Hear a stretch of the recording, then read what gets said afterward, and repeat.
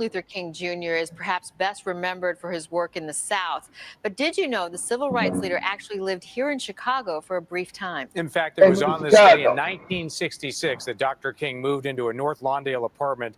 He wanted to shine the spotlight on racial segregation and the push for better housing for African Americans. Leanne Trotter has this story. 55 years ago on this very spot, 1550 North Hamlin, Dr. Martin Luther King Jr. moved his family into the building that once stood here.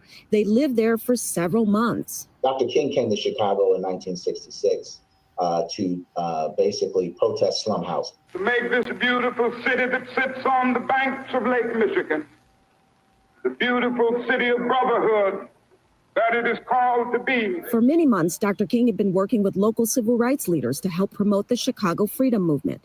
They invited Dr. King and his family to move into that rundown apartment building to help raise awareness about African Americans' deplorable living conditions. Chicago exemplified all the problems that we're facing urban areas across the North in terms of racism and segregation.